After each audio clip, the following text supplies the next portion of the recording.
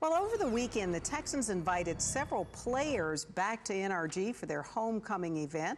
And there was also a familiar face roaming the sidelines. No, and I'm not talking about Nick Notario. That was part of the franchise for no fewer than 14 years. You have probably seen him, maybe even took a photo with him, but wouldn't have guessed who this person is.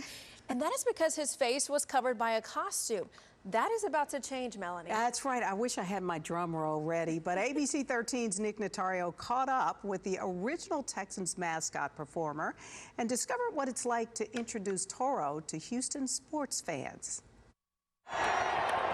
Jonathan Frost found himself back where he once belonged this weekend. The field is home to me. Frost roamed NRG sidelines during the Texans game on Sunday.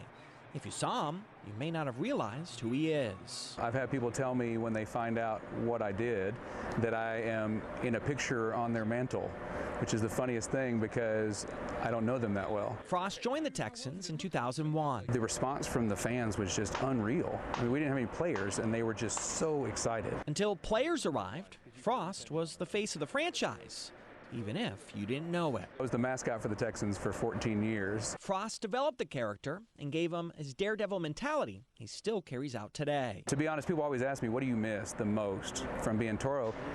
It's game day. Frost misses the sidelines, but being a mascot goes beyond the field. I was really honored to be in the room with a child just hours before he passed.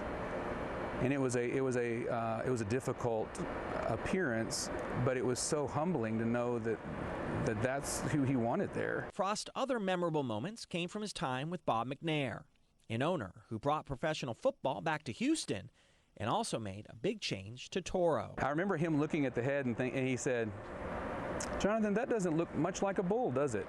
And I said, "To be honest, I didn't think so either."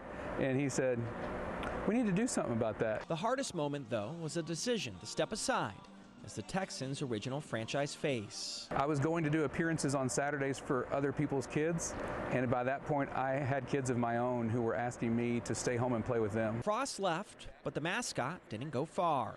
He helped name a replacement, Andrew Johnson. I feel like we've accomplished a lot, and I'm really proud of what we've done, and hopefully he's proud of what we're doing as well. Johnson has kept a lot of traits the original performer brought to Toro.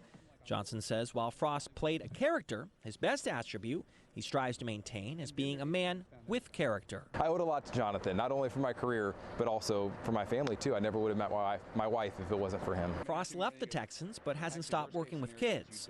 He's a Youth for Christ executive director in Houston, an organization that works with youth after they leave detention centers. And there's just something about this city that moving here, I thought I'd be here for 2 to 3 years, to be honest, and now I've been here for over 20 years. A homecoming for a former performer who went from calling NRG home to setting roots in Houston that go beyond the field.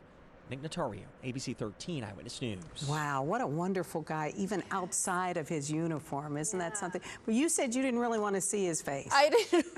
I kept saying I'm going to cover my eyes because I don't want to see. I like the mystery behind the mascot. You know, I think it makes it fun. I know, but he's probably really happy not to have to wear that big old head anymore. Exactly. What do you think?